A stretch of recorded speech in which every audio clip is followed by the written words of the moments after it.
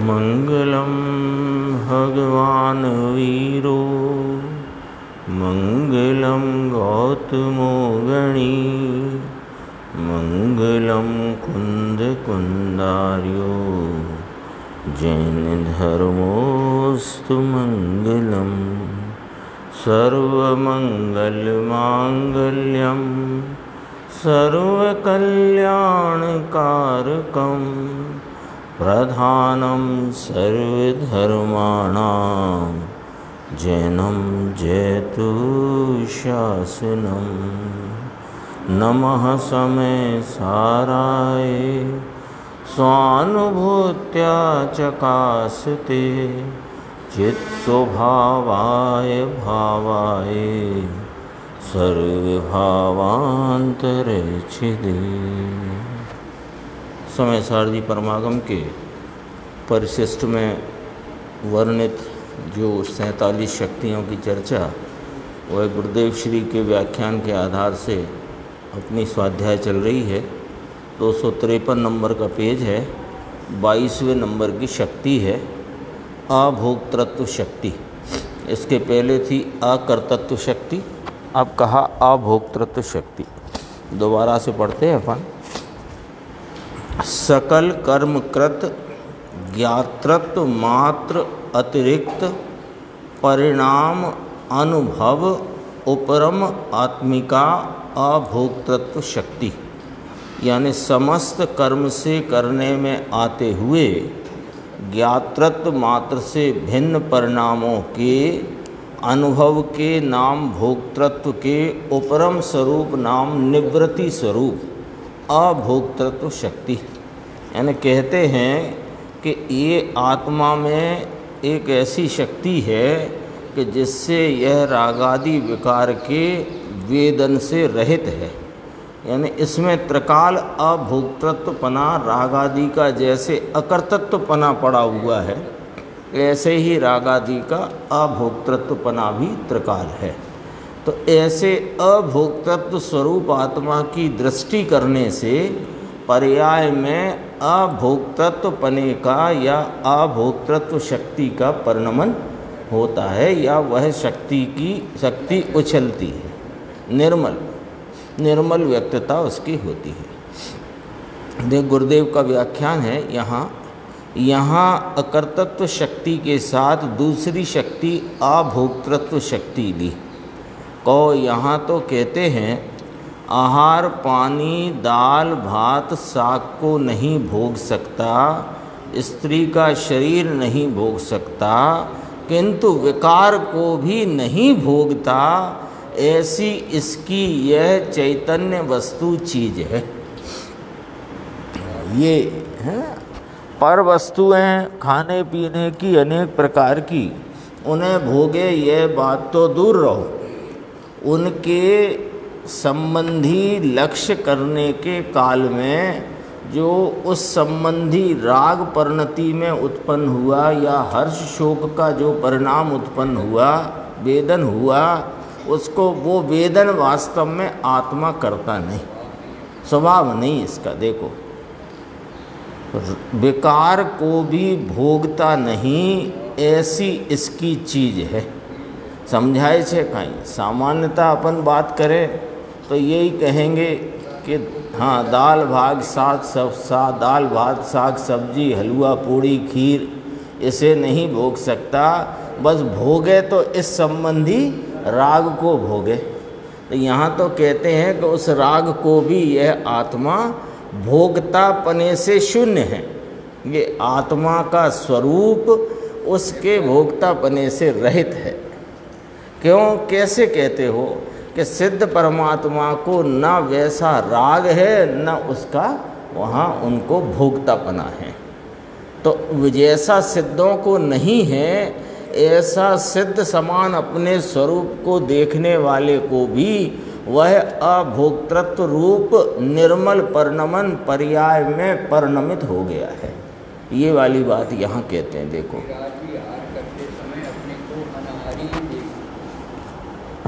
तो उनमें कहीं भी रस आता है, वो रस नहीं आता। यदि स्वाद लें तो फिर मुनि नहीं, स्वाद साधु है सो साधु नहीं, साधु है सो साधु नहीं, कैसी दशा होती है? देखो समझ में आया। यह शरीर मांस हड्डी चमड़े का भोग आत्मा ले, ऐसा तो अज्ञानी को भी नहीं, किंतु ज्ञानी को जो भोग की आसक्ति की वृत्ति उठती है। देखो कितना यहाँ स्पष्ट करते हैं, क्या हो क्या गया अज्ञानी और ज्ञानी में? आत्मा तो वही है और राग का परिणाम भी वही है ना।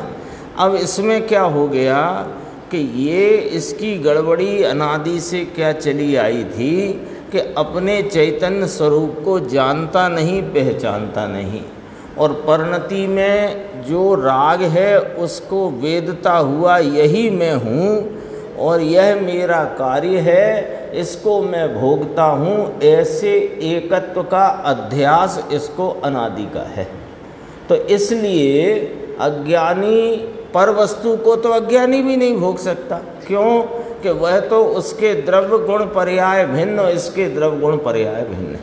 लेकिन वह परिणति में खड़े होते उत्पन्न होते राग में एकत्व करता हुआ उनका कर्ता भी होता है और भोक्ता भी होता है। लेकिन ज्ञानी ने उस राग से एकत्व को तोड़ दिया है, उसमें कर्तृत्व और भोक्तृत्व को छोड़ दिया है, स्वामीपना उसको उसमें है नहीं। इसलिए ज्ञानी जन उस राग के भोक्ता नहीं है। एक बात फिर यहाँ क्या कहा, ज्ञानी को जो भोग की आसक्ति की वृत्ति उठती है, यानी ज्ञानी को, धर्मात्मा को, स्वरूप के दृष्टिवंत को ये आसक्ति की वृत्ति उठती है, ऐसा नहीं है कि नहीं उठती है, और उस संबंधी हर्ष शोक का परिणाम भी होता है। लेकिन उस हर्ष शोक के परिणाम से मैं भिन्न हूँ, ऐसी प्रतीति की धारा चलती है। पॉइंट पकड़ना। हाँ, ये नहीं है कि वो अनासक्त भाव से भोजन करता है, ऐसा नहीं लेना। आसक्ति है तब तो भोजन की क्रिया में दिखता है। आसक्ति है, आसक्ति का राग है, और जिस वस्तु के प्रति की आसक्ति है कदाचित उसका संयोग भी है, और उसमें उस समय उपजता हुआ हर्ष शोक का परिणाम भी है, और उसका वेदन भी है। लेकिन वह वेदन और वह परिणाम मेरे से न्यारा है, ऐसी अपनी अभोक्तृत्व और अकर्तृत्व स्वरूप चैतन्य भगवान की प्रतीति की धारा उन रागादि परिणामों के स्वामित्व से भिन्न निरंतर बहती है। ये है, देखो अंतिम पंक्ति पढ़ो, उसमें सब स्पष्ट होएगा, है ना। यह शरीर मांस हाड़का चामड़ा रसमलाई और जो कुछ भी हो, भोज 56 भोग, इनका आत्मा भोग ले, ऐसा तो अज्ञानी को भी नहीं, किंतु ज्ञानी को, ज्ञानी कौन? जिसने राग से भिन्न अपने चैतन्य भगवान को प्रतीति में लिया है, जिसने रागादि से भिन्न एक ज्ञातृत्व मात्र स्वरूप को अपने श्रद्धा में आप रूप अंगीकार किया है, उसका नाम ज्ञानी है। चौथे गुण स्थान से यह भूमिका प्रारंभ हो गई है। अब आगे के सब गुण स्थान में ले लो पूर्णता तक के। तो ये ज्ञानी को जो भोग की आसक्ति की वृत्ति उठती है, उससे वह निवृत्त स्वरूप है। बराबर है? पूछते हैं। निवृत्त स्वरूप है यानी कि वह रागादि का परिणाम उपजा है, उस संबंधी वस्तु का भी कदाचित संयोग है, और वहाँ पर उस संबंधी हर्ष शोक का परिणाम भी है। लेकिन उन परिणामों से और उन पर वस्तुओं से वह अपने को अत्यंत भिन्न अनुभवता हुआ अपने को ज्ञातृत्व मात्र स्वीकार करता है और उस प्रतीति की धारा अखंड चलती है। वास्तविकता इस प्रकार है। आगे नीचे देखना कुछ पंक्तियां छोड़ के, यहाँ तो अभी धर्मी की बात चलती है। क्या कहते हैं देखो, समस्त कर्मों से, समस्त में माने आठों कर्म है ना, उनकी जो भी प्रकृतियाँ उदय फुदय सब ले लो, कर्मों से करने में आते ज्ञातृत्व मात्र से भिन्न परिणामों के अनुभव के है। देखो, भोक्तृत्व के उपरम स्वरूप अभोक्तृत्व शक्ति, यानी पर का भोक्ता तो अज्ञानी भी नहीं, और ज्ञानी जिसको स्वरूप की दृष्टि और आत्मज्ञान हुआ है, तो ये आत्मा के आनंद का भोक्ता है। ये राग को भोगने के काल में राग होता है, लेकिन राग से निवृत्त स्वरूप है, इसका भोक्ता नहीं। बोलो, ये है पॉइंट। लिखा कि नहीं लिखा? आनंद का भोक्ता है, क्योंकि अपने स्वरूप के आलम्बन में, उसके आश्रय में वर्तते हुए उपयोग की जो जितनी भी परिणति है, उसमें अतीन्द्रिय आनंद उपजता है, बहता है, स्फुरायमान होता है, उसको भोगता है, क्योंकि ये मेरी चीज है। अतीन्द्रिय आनंद का जो परिणति में स्फुरायमान पना है, ये मेरी चीज है। और राग के काल में राग उपजता है, राग का वेदन है, लेकिन राग से निवृत्त स्वरूप है। क्यों? क्योंकि उसमें एकत्व नहीं, स्वामित्व नहीं, उसमें कर्तृत्व नहीं, भोक्तृत्व नहीं, उसमें कुछ भी उसने अपनापन रखा ही नहीं। एक ज्ञानी का एक दृष्टि मात्र से इतना कमाल हो गया है। एक दृष्टि के परिवर्तन में, एक पूजा है पवैया जी की, उसमें आता है शब्द, दृष्टि बदलते ही सृष्टि बदल जाती है।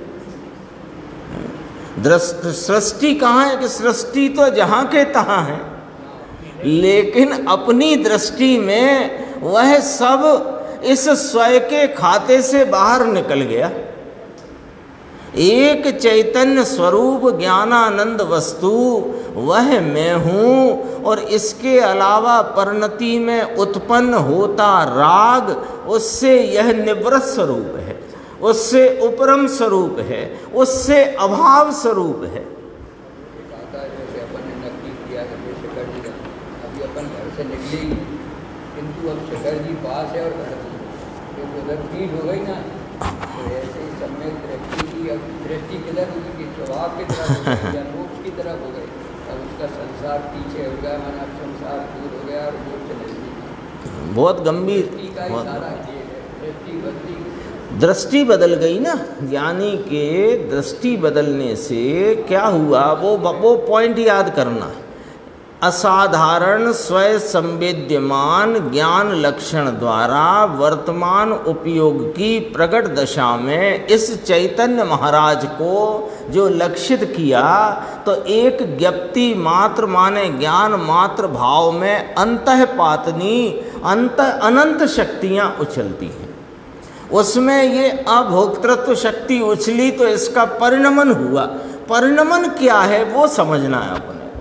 अभोक्तृत्व पने का, अभोक्तृत्व स्वरूप है आत्मा का, ये तो सिद्ध परमात्मा पुकार करके कहते हैं। और उस सिद्ध समान अपने स्वरूप को निहारते, उस पर दृष्टि जाते ही ये अभोक्तृत्व का जो परिणमन पर्याय में हो गया, वो परिणमन का क्या स्वरूप है वो समझना। कि परिणमन का ये स्वरूप है कि देखो दोबारा से, ये नीचे तक का विषय जो है ना बिल्कुल जुड़ा हुआ है, अपन एक साथ पढ़ेंगे। पर का भोक्ता तो अज्ञानी भी नहीं, और ज्ञानी स्वरूप की दृष्टि और आत्मज्ञान हुआ है जिसको, तो ये आत्मा के आनंद का भोक्ता है, ये मेरी चीज़ है। किंतु ये राग को, अब ये पॉइंट पढ़ो जरा इसे, ऐसे ही नहीं, राग को नहीं भोगता, राग को नहीं भोगता तो क्या करता है उसकी? राग के भोगने के काल में राग होता है, किंतु राग से निवृत्त स्वरूप है, इसका भोगता नहीं। बात को समझना पड़ेगा। हाँ, तो फिर पूछा मुमुक्षु ने, तो राग को कौन भोगता है? कि राग को राग भोगता है। ले जाओ घर। राग का भोगता राग है। क्यों? कि मेरी चीज नहीं, खत्म बात है। परिणति में ये जानने का विषय सुबह लिया था अपन ने या कल लिया था, याद नहीं। 12वीं गाथा में यही तो कहा, ते काले जाने लो प्रयोजनवान है, जानने के लिए प्रयोजनवान है। तो क्या फिर वो अभी है जो राग, उसको क्या करना चाहिए? कि चाहिए तो खत्म ही हो गया है। चाहिए जब खत्म हो जाता है तब तो आत्मा दिखता है। जब तक राग में चाहिए रहता है तब तक आत्मा दिखता ही नहीं है। क्यों? कि चाहिए में आदर राग का है तो इसका अनादर है, जिसका अनादर है वो दिखता नहीं। जाओ, पक्की बात है ये कि राग अभी तो ज्ञानी को उसकी भूमिका प्रमाण में आता है, तो आता है हे तरीके गे तरीके आता है। वो ये नहीं विचार करता है ज्ञानी कि मेरी भूमिका में ये राग आना चाहिए, ऐसा विचार करे तो ज्ञानी नहीं है। इस भूमिका में होते हुए राग को जानता है। 50 से 55 गाथा का कभी प्रकरण आएगा, तो अभी आ भी चुका है, पहले आएगा फिर कभी कोई अवसर। उसमें कहा संयम लब्धि स्थान मेरी अनुभूति से भिन्न है। अब संयम लब्धि स्थान क्या होता है? कि स्वरूप के आलम्बन से प्रगटा हुआ संयम और उसकी हुई है जो उपलब्धि, और अभी बाकी है जितना राग, तो वह स्थान संयम लब्धि स्थान। संयम कैसे प्रगटा है? बाह्य क्रिया के आलम्बन से थोड़ी संयम प्रकटता है, वो तो असंयम है। संयम तो स्वरूप के आलम्बन से जितना संयम प्रगटा है उसकी उपलब्धि हुई है, उसका नाम है संयम लब्धि। और अभी जितना शेष राग है तो वह उस स्थान को संयम की उपलब्धता वाला और शेष राग की वहाँ अवस्था है, इस प्रकार देखना जानना वह संयम लब्धि स्थान है। वह मेरी अनुभूति से भिन्न है। यानी स्वरूप के आलम्बन में प्रगति जो संयम की दशा है, वो भी कि हाँ संयम की जो दशा है वो मैं जो अनुभूत करता हूँ वह तो परिपूर्ण को करता हूँ। वो 50 से 55 गाथा का विषय, जो ध्यान का ध्येय है वो ऐसा अधूरा विषय नहीं है कि आदि शुद्धता वाला हो, वो तो परिपूर्ण पवित्र वस्तु है। मैं उसे अनुभव करता हूँ, उस अनुभव में जो संयम लब्धि स्थान है वो मुझसे भिन्न है। बहुत गजब की बातें हैं। राग को राग भोगता है, भोक्ता की पर्याय में, अभी देखो क्या कहा, भोक्ता की पर्याय में षटकारक का परिणमन विकार का है। लो विकार है वहाँ पर।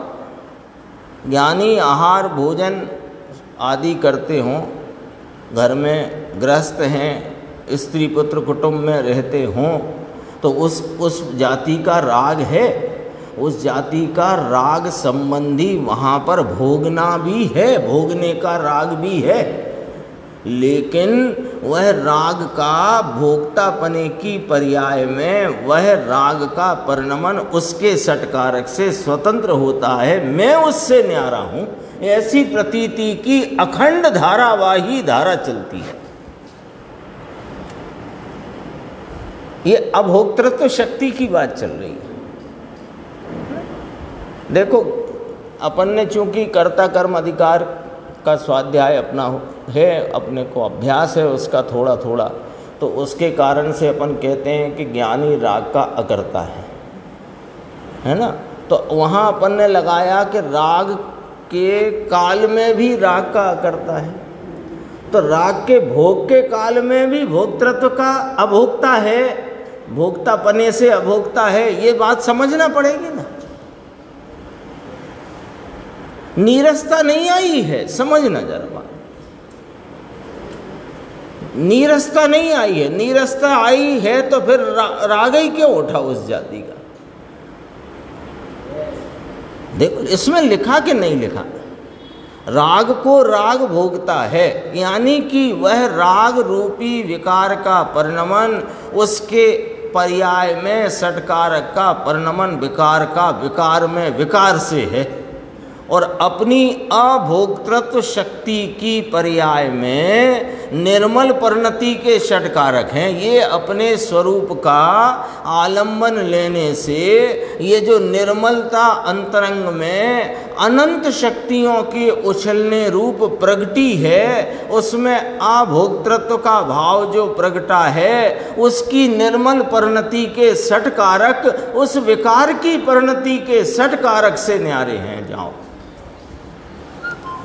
ऐसी बात है, गंभीर है ना, समझने जैसी है ये बात।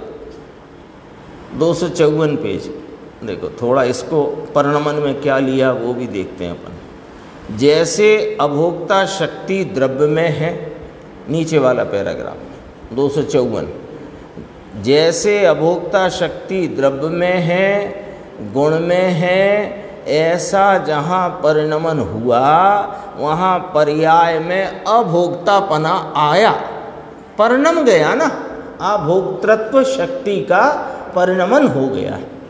समझ में आया? अभोक्ता शक्ति द्रव्य गुण पर्याय तीनों में व्याप्ति है। द्रव्य गुण में तो अनादि से है, किंतु जब भान हुआ तब पर्याय में अभोक्तापने की पर्याय आई, प्रगटी, व्यक्त हुई, परिणम गई। तो ज्ञाता दृष्टापने की कहो कि राग को नहीं भोगने की कहो। ये कौन सी भाषा है? अरे राग का अकर्ता कहो कि ज्ञाता कहो, ऐसे राग का अभोक्ता कहो कि ज्ञाता कहो, एक ही बात है। अभोक्तापने की पर्याय कहो कि राग को नहीं भोगने की पर्याय कहो कि ज्ञाता दृष्टापने की पर्याय कहो, ऐसा मार्ग है। अब इसमें फुर्सत मिलती नहीं, निवृत्ति कब ले और निर्णय कब करे। निवृत्ति का अर्थ तो सब समझते ही हैं, घर छोड़ने का नाम निवृत्ति नहीं है। निवृत्ति का अर्थ है कि उस संबंधी रुचि को घटाकर इस चैतन्य परमात्मा की रुचि के पोषण में लगाए, तो फिर ये बात रुचे, समझ में आए, फिर इसका निर्णय होए। देखो निर्णय कब करे? भभूत मल जी ये धूल धमाया, पूरे दिन पाप पाप, ये किया ये किया ये किया।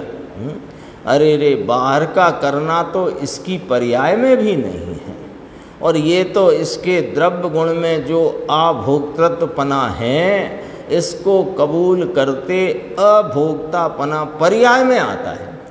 अभोक्तृत्व स्वरूप इसका त्रिकाली विद्यमान है, आया ना, द्रव्य गुण में तो अनादि से है, तो उसकी दृष्टि करते, उसे कबूल करते अभोक्तापना पर्याय में आता है, ऐसा कहते हैं। समझ में आया? द्रव्य गुण में तो अभोक्तापना त्रिकाल है, पर्याय में भोक्तापना अज्ञानी ने माना है। ये न अज्ञानी की गड़बड़ी पर्याय में है, वस्तु में तो है ही नहीं। अज्ञानी को अज्ञानी कहा तो क्या देखकर कहा? उसकी पर्याय देख करके कहा, क्योंकि उसने पर्याय में विपरीतता को माना है, विपरीतता में पड़ा हुआ है, इसलिए कहा। तो इसलिए गुरुदेव ने यहाँ कहा, पर ये है ना, पर्याय में भोक्तापना माना है अज्ञानी ने, वस्तु तो अभोक्ता स्वरूप है। ये द्रव्य का जहाँ अनुभव होता है तो पर्याय में भी राग का भोक्तापना छूट जाता है। समझ में आया? ये चर्चा अपनी अभोक्तृत्व शक्ति की पूरी होती है। और अब अपनी आई निष्क्रियत्व शक्ति, इसी पेज पर नीचे है, देखो 23 नंबर की शक्ति, निष्क्रियत्व शक्ति।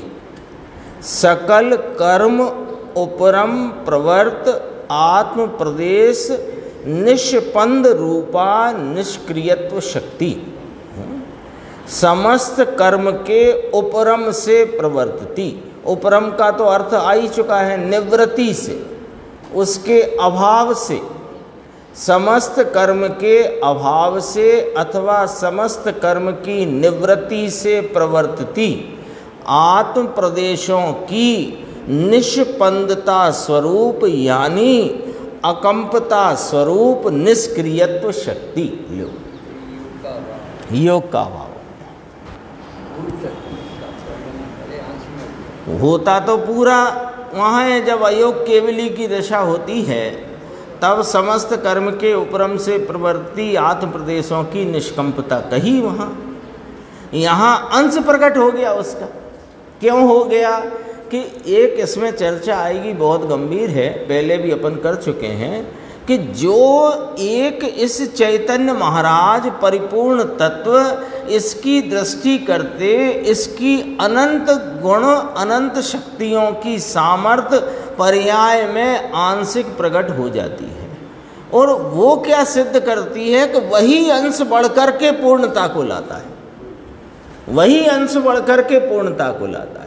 यहाँ जो इस अयोग रूप निष्क्रिय स्वरूप निष्पंद स्वरूप यह जो आत्मा है, स्पंदन से रहित स्वरूप है इसका।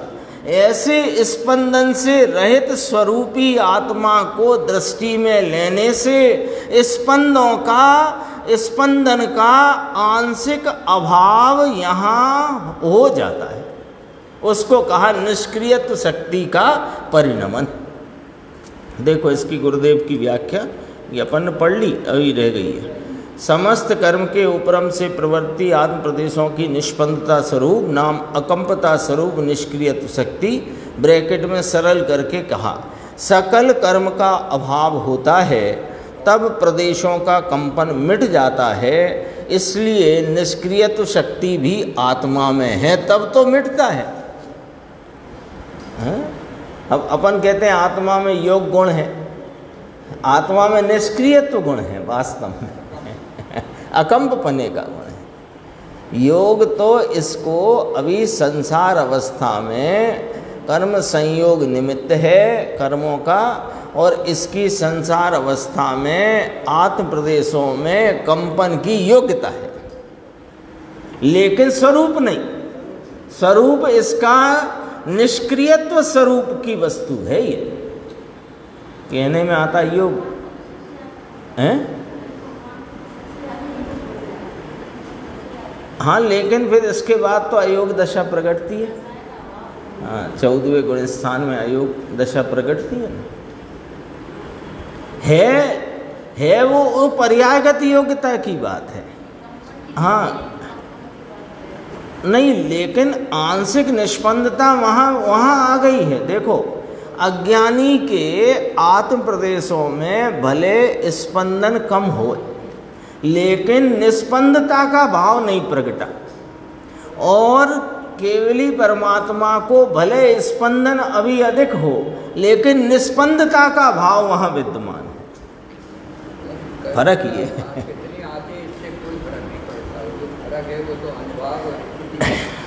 हाँ वो तो आता है, वहाँ ईरिया पत आश्रव है, वो सब है, लेकिन फर्क पकड़ना।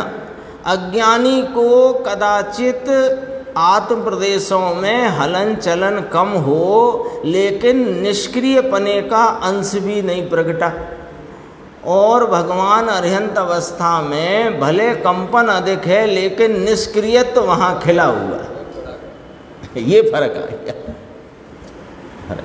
देखो अभी इसका गुरुदेव ने बहुत अच्छा वर्णन किया है, संक्षेप में ही बात करेंगे 256 पेज।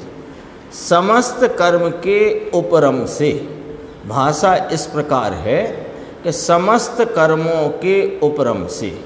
इसके पहले की 2 शक्ति में ऐसा लिया था, समस्त कर्म से करने में आते, आया था ना परिणाम, समस्त कर्म से आते करने में आते, तो कर्तत्व के में भी लिया था, भोक्तत्व में भी यही बात लिया था। अकर्ता और अभोक्ता में, अकर्तत्व और अभोक्तत्व शक्ति में ये बात कही थी। यहाँ तो कहते हैं समस्त कर्म के उपरम से प्रवर्तती आत्म प्रदेशों की निष्पंदता स्वरूप, अकंपता स्वरूप निष्क्रियत्व शक्ति है। देखो, निष्क्रियत्व शक्ति यानी अत्यंत अकंपपना, ये तो अयोग दशा जब होती है तब होती है, 14वां गुण स्थान। ठीक है, इसका अर्थ ऐसा किया है, छायक समकिति को ऐसा, छायक समकिति शब्द डाला, लेकिन अभी गुरुदेव क्या खुलासा करते हैं, किंतु समकिति को भी निष्क्रिय शक्ति का अंश व्यक्त रूप से है। समझ में आया कैसे? अर्थ में ऐसा लिया कि छायक समकिति को उस संबंधित अविरति और योग का नाश होता है, आश्रव अधिकार में इस प्रकार लिया है। उस संबंधित इतना, वास्तव में तो सम्यक दर्शन में सत्य स्वरूप पूर्णानंद जहाँ अंदर में प्रतीति में आया, अनुभव में आया, तो अनुभूति में यह द्रव्य स्वभाव का अनुभव हुआ, तो सम्यक दृष्टि को भी निष्क्रियत्व शक्ति का एक अंश प्रकट है, ये लिया। यानी इसी के आधार पे कहते हैं कि सिद्धत्व का अंश प्रकट हो गया, सिद्धत्व का अंश प्रकट हो गया, अयोगपने का अंश प्रकट हो गया, निष्क्रियत्व शक्ति का अंश प्रकट हो गया। ऐसे कहा। देखो, तो ये जो चर्चा ली कि वहाँ तो छायक समकिति की बात ली है, तो वहाँ छायक समकिति को लेकर के बात की कि जिसके अब वह वापस नहीं लौटना है, इस हेतु से बात करी। लेकिन सम्यक्त जो हुआ है, भले औपसमिक हुआ तो इस चैतन्य भगवान निष्क्रियत्व स्वरूप के आलम्बन से है, और इसके आलम्बन से यहाँ इस परिशिष्ट में कहते हैं कि वह ज्ञान असाधारण स्वयं संवेद्यमान लक्षण से जो इस चैतन्य को लक्षित किया, तो उस एक ज्ञप्ति क्रिया में अनंत शक्तियों का उछलना परिणमन है। तो निष्क्रियत्व शक्ति का भी वहाँ पर परिणमन है, पर्याय में पसर गई है वो निष्क्रियत्वपना। भेद नहीं है, वो तो एक वो अपेक्षा लेकर के वहाँ छायक समकिति शब्द डाला है। इसका मतलब नहीं है कि छायक समकिति को निष्क्रियत्व प्रकटता है और औपसमिक को नहीं प्रकटता है, ये मतलब नहीं निकलता है इसका, है ना।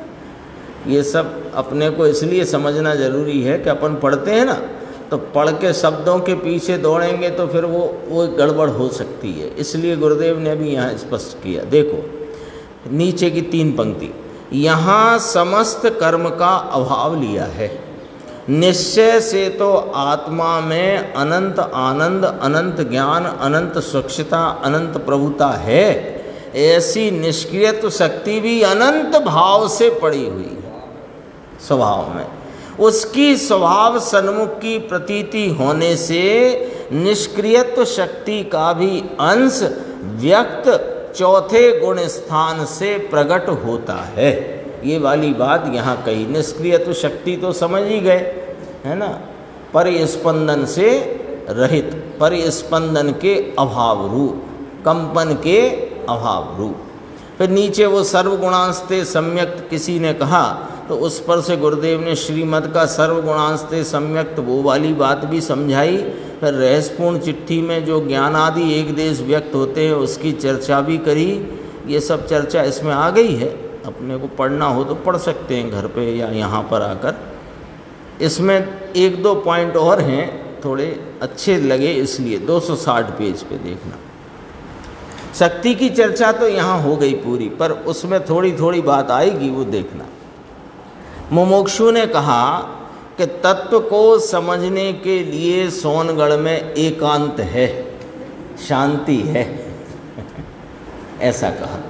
एकांत का, हाँ, एकांत का अर्थ वो अनेकांत का विपरीत एकांत नहीं, एकांत का अर्थ हाँ तत्व चर्चा के लिए, जैसे बम्बई हो, अहमदाबाद हो, अशोकनगर हो, कोई हो तो दुनिया भर के साथ झमेले हैं ना, वो सब वहाँ नहीं। इसलिए कहा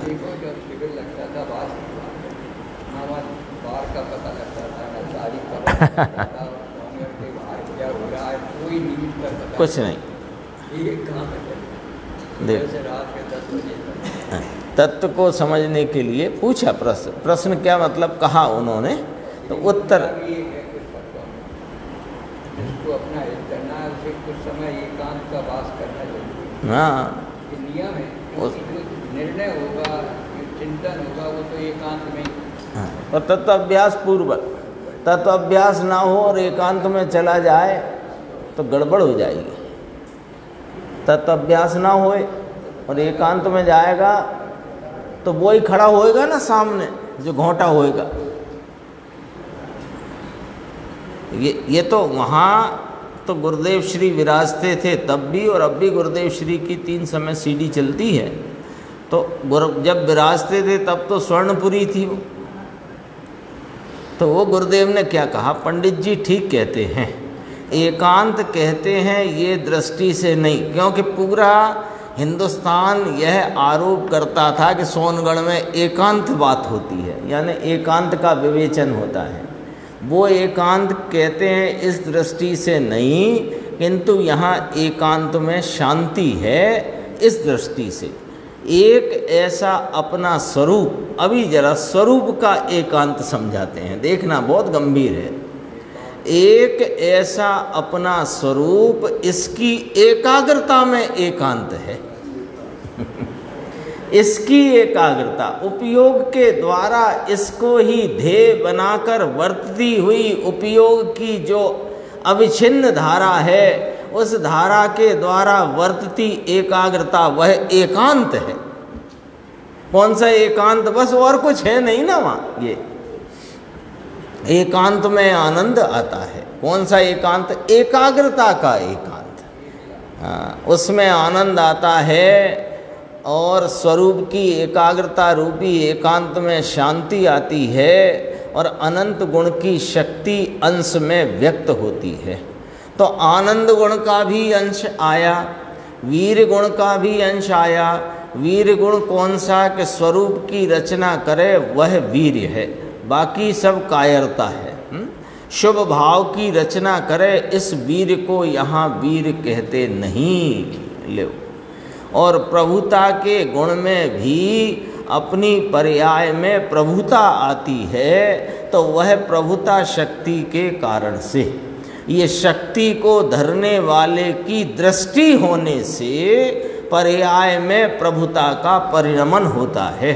द्रव्य और गुण और पर्याय में प्रभुता व्याप्ति है।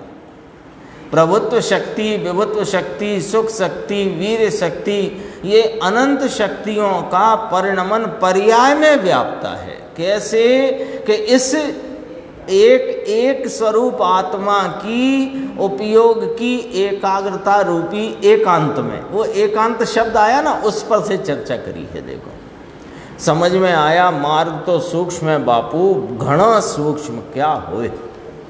262 भी देखना जरा, इसमें वो चर्चा है शुद्धता के अंश जो गर्भित है उसकी बात यहाँ करी। देखो यद्यपि अपनी मेरे ख्याल से 1 हफ्ते 10 दिन पहले ही बात आई थी, फिर भी यहाँ जिस तरीके से आई है बात तो वही है, पर अपने को रिवीजन हो जाएगा, क्योंकि कुछ चीज़ों में अपनी अभी गड़बड़ी पड़ी है। सुन लेने के बाद, समझ लेने के बाद भी कभी ना कभी वो बीच बीच में परेशान करती है, तो वो निकल जाए तो दृढ़ता अपनी बढ़े, इसके लिए यहाँ चर्चा करते हैं। देखो 262 पेज है, बीच में है, आत्मा में शुभ योग के काल में भी स्थिरता का यानी शुद्धता का अंश यदि ना होए तो ये अंश बढ़कर के यथाख्यात किस रीति से होगा? बहुत कहते हैं अरे शुभ में अशुद्धता का अंश गर्भित है, तो शुभ में से शुद्धता प्रगटेगी, ये कब कहा गया है यहाँ पर? ये तुमने अर्थ कैसे निकाल लिया कि शुभ में शुद्धता का अंश गर्भित है? ये नहीं कहा। देखो पहली ही पंक्ति, आत्मा में शुभ योग के काल में भी, यानी जब ज्ञानी धर्मात्मा ने अपने इस स्वरूप का आलम्बन लेकर इसको पहचान कर इसके आस्वादन पूर्वक अपने चैतन्य भगवान की प्रतीति की है, उसको अभी उपयोग उसका बाह्य में है, शुभ उपयोग इत्यादि है, उस समय भी उसको स्वरूप के आलम्बन से उपजी हुई स्थिरता और उसकी वीतरागता का अंश यदि वहाँ नहीं है तो बढ़कर के यथाख्यात चारित्र कहाँ से आएगा? शुभ भाव में से तो आएगा नहीं। ये पॉइंट है। क्या शुभ योग बढ़कर के यथाख्यात चारित्र होगा? अपने सामने प्रश्न है, बताओ क्या जवाब है आप लोगों का? गुरुदेव का प्रश्न है, मेरा तो नहीं है। किसी को लगता है क्या ऐसा कि शुभ योग बढ़कर के यथाख्यात चारित्र हो जाएगा? नहीं लगता तो फिर इस बात पर क्यों इतने अपन वो उसके बहुत प्रेमी हो गए हैं कि देखो उसमें कहा है, उसमें आया है ये परमार्थ वचनिका में, मोक्ष मार्ग प्रकाशक के पीछे जो आई है ना परमार्थ वचन का रूप चिट्ठी जो आई है, उसमें कहा है कि शुभ में शुद्धता का अंश गर्भित है। तो इतना प्रेम क्यों मरता है उस बात पर? बात तो ये है ना, ये क्यों नहीं समझते? क्या शुभ योग बढ़कर यथाख्यात चारित्र होगा? और ज्ञान बढ़ा तो, और दूसरा पॉइंट, ज्ञान बढ़ा तो वहाँ चारित्र की शुद्धि बढ़ जाएगी क्या? ज्ञान है ना, ज्ञान का विकास बढ़े, ज्ञान की खिलावट उघाड़ बढ़ जाएगा और बढ़ करके ज्ञान के विकास की पूर्ण केवल ज्ञान रूप अवस्था आ जाएगी। तो फिर वहाँ जो उपजने वाला यथाख्यात चारित्र है वो ज्ञान में से थोड़ी आएगा, वो तो चारित्र रूप जो स्थिरता का अंश जो स्वरूप के आलम्बन से उपजा है वह बढ़कर के यथाख्यात चारित्र को प्राप्त होगा। लॉजिक से बात है। एक गुण की पर्याय में दूसरे गुण की पर्याय बढ़ जाए ऐसा होता ही नहीं, ऐसा कहते हैं। वहाँ सिद्ध किया है कि शुभ योग के समय पर शुद्ध का अंश है, लेकिन किसको और ये शुद्ध के अंश का लाभ होगा क्या? तो ग्रंथि भेद हुआ है उसको, जिसको राग की एकता टूट गई है उसको शुद्ध का अंश बढ़कर यथाख्यात होगा। ज्ञान की शुद्धि ज्ञान को बढ़ाती है, ज्ञान की शुद्धि बढ़ गई इसलिए चारित्र की शुद्धि बढ़ती है, ऐसा नहीं।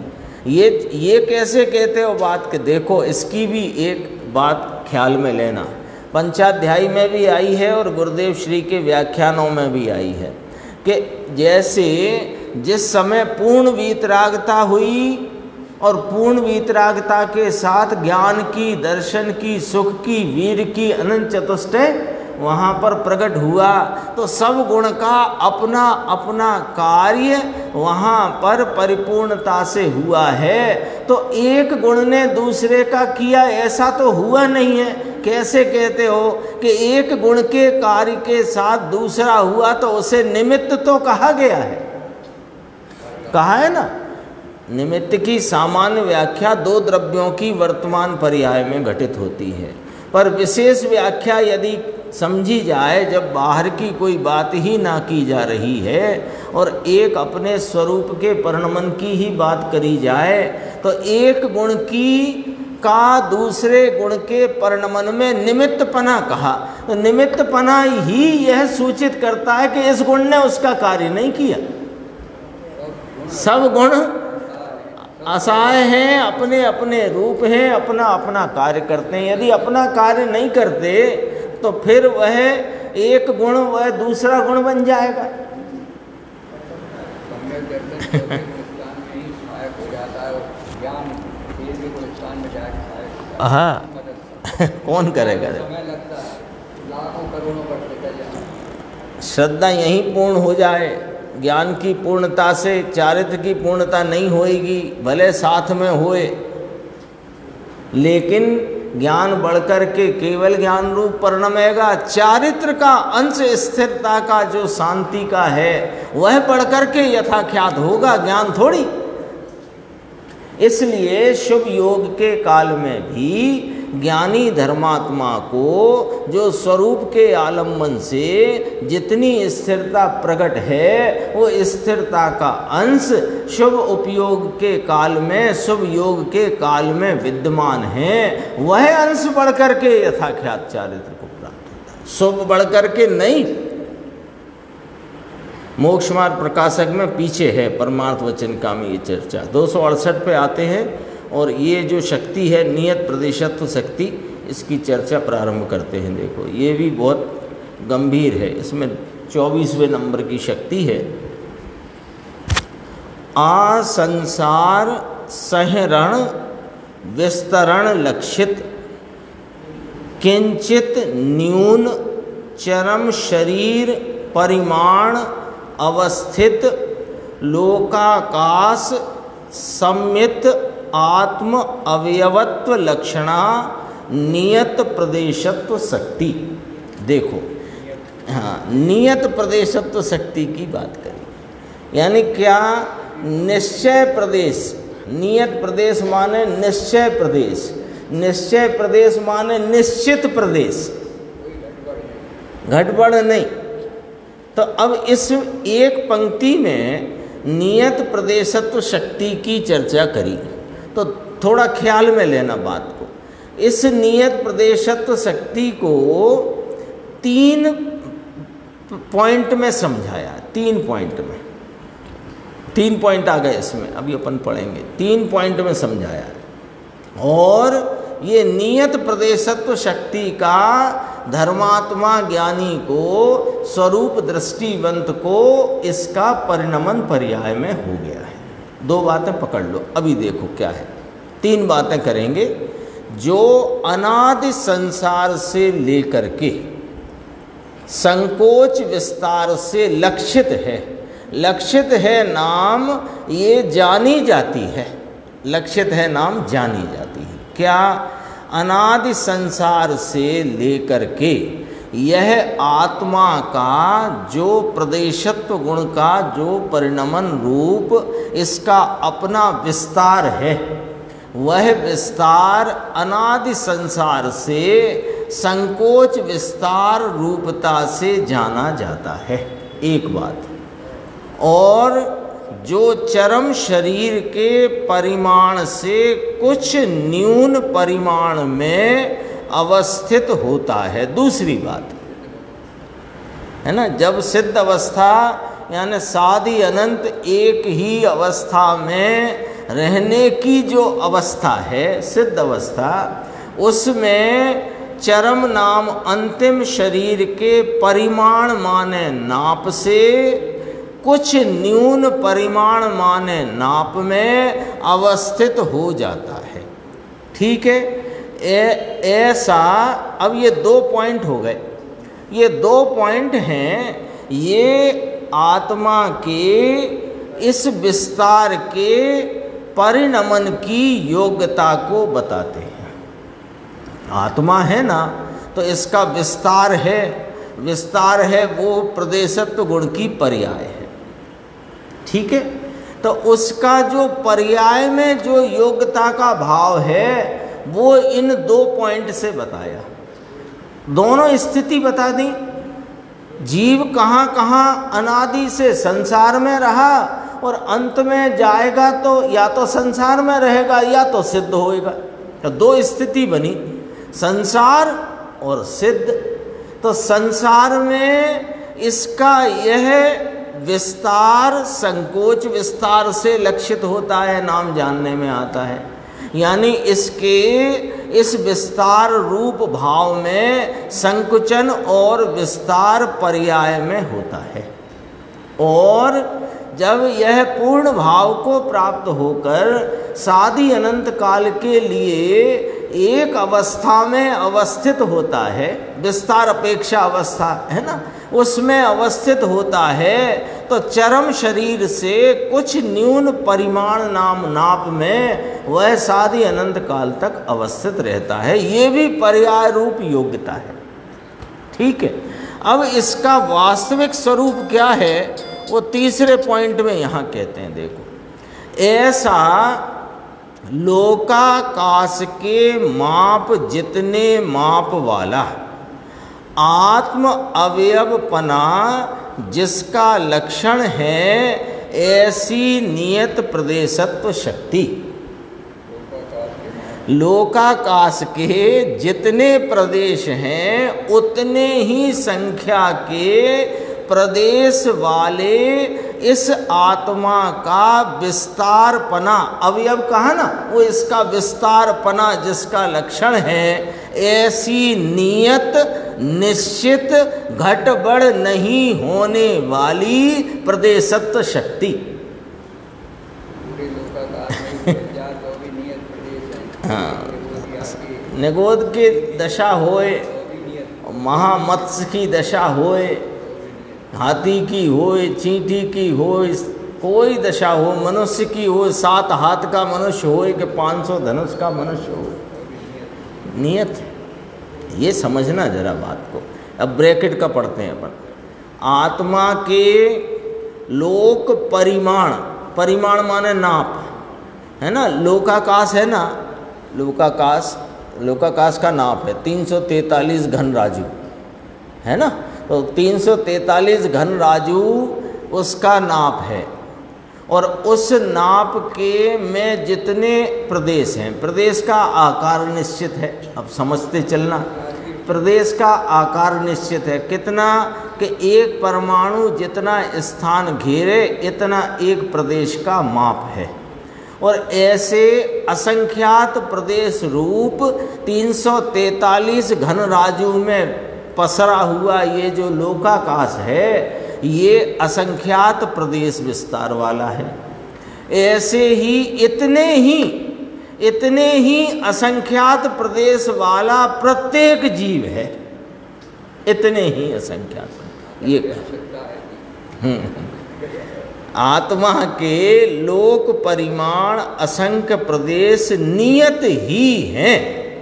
एक बात, वे प्रदेश, अब देखो ब्रैकेट में जो कहा वह इसके मूल भाव को पहले रखा कि आत्मा इसका विस्तार है कि नहीं, द्रव्य क्षेत्र काल भाव होता है कि नहीं वस्तु का, तो क्षेत्र का कोई भाव है कि हाँ है, कि क्या कि लोक के परिमाण नाम नाप बराबर असंख्य प्रदेश नियत हैं, इसके नियत ही हैं। अब 2 प्रकार की अवस्थाओं में उनकी क्या पर्यायगत योग्यता है वो बताते हैं। वे प्रदेश संसार अवस्था में संकोच विस्तार को प्राप्त होते हैं और मोक्ष अवस्था में चरम शरीर की तुलना में कुछ कम परिमाण माने नाप में स्थित रहते हैं। हो गई ये चर्चा। देखो थोड़ा सा पढ़ते हैं 2 मिनट अभी। अब अपने यहाँ 24वीं शक्ति लेते हैं। देखो ये शक्ति कैसी है। नियत प्रदेशत्व शक्ति, क्या नाम है? नियत प्रदेशत्व शक्ति 24वीं। कथन में क्रम है ना, 24वां कहलाई है, पर ये 24वीं नहीं, ये तो अक्रम रूप से आत्मा में बसी हुई है, रही हुई है।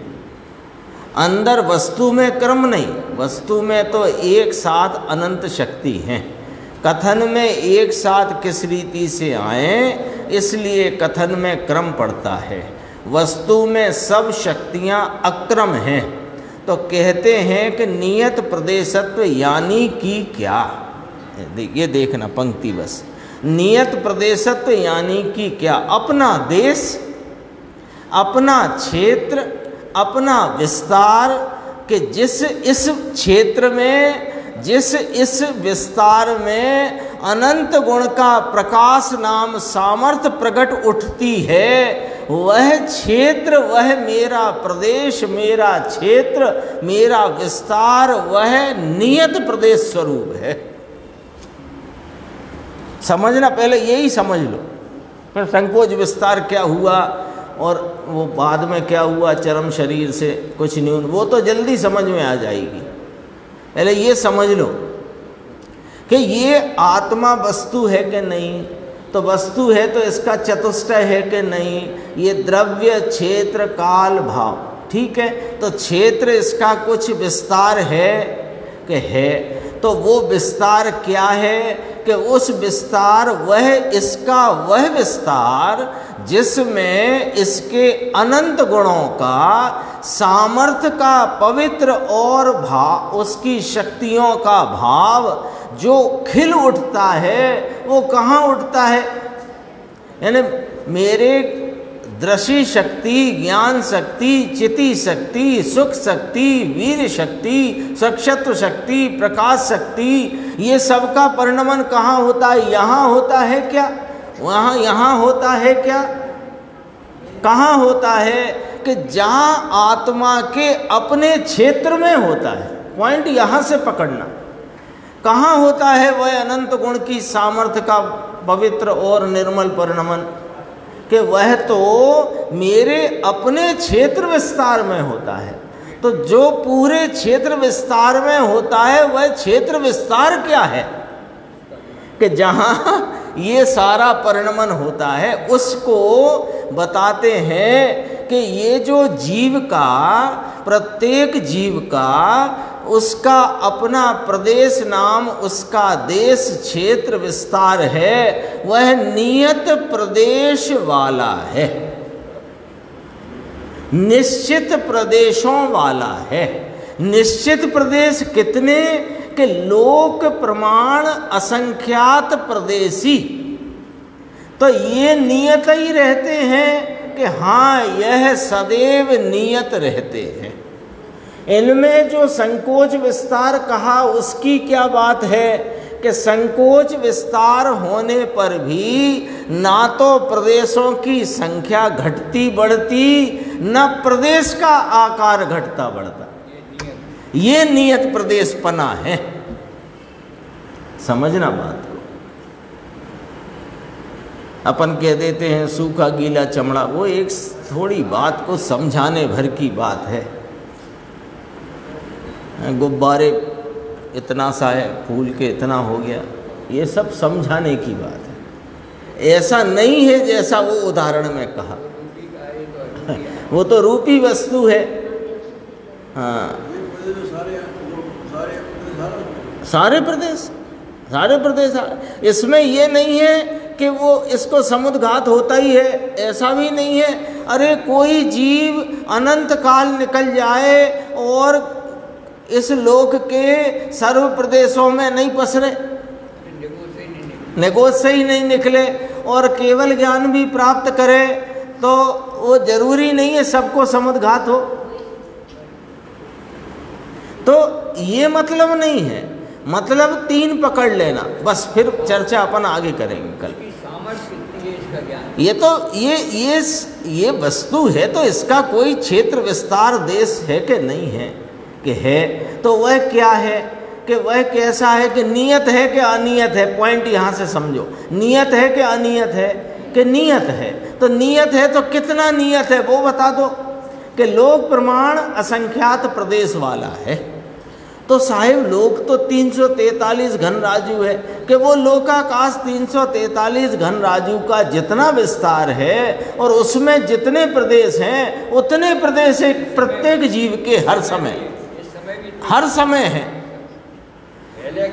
तो चींटी में कैसे कम हो गए, संकोच हुआ ना, तो चींटी में कम हो गए कि चींटी में वे ही प्रदेश संकुचित हुए हैं, उतने ही प्रदेशों का आकार बदले बिना, प्रदेशों का आकार बदला नहीं है, घटा नहीं है, और वे ही प्रदेश संकुचित होकर के वहाँ जो चींटी नामक जीव अपन कह रहे हैं उस जीव का ऐसा संकोच क्षेत्र है। और वही वहाँ स्वयंभू रमण का महामत्स्य हो जाए तो वहाँ उतने फैल गए तो वे ही प्रदेश हैं। प्रदेश का आकार बढ़े बिना ही वह विस्तार को प्राप्त होते हैं। और जब सिद्ध शिला पर यह जीव अवस्थित होता है तो चरम शरीर से कुछ न्यून प्रदेश, तो कुछ न्यून आकार, प्रदेश तो वे ही है, प्रदेश घटे नहीं, प्रदेश घटते नहीं, प्रदेश की का आकार भी घटता बढ़ता नहीं है ना, उसका नाप भी घटता बढ़ता नहीं। उतने ही ये नियत प्रदेशत्वपना वस्तु में है। इसकी और चर्चा अपन आगे की स्वाध्याय में करें। बताई यह अनंत उपकार है उसकी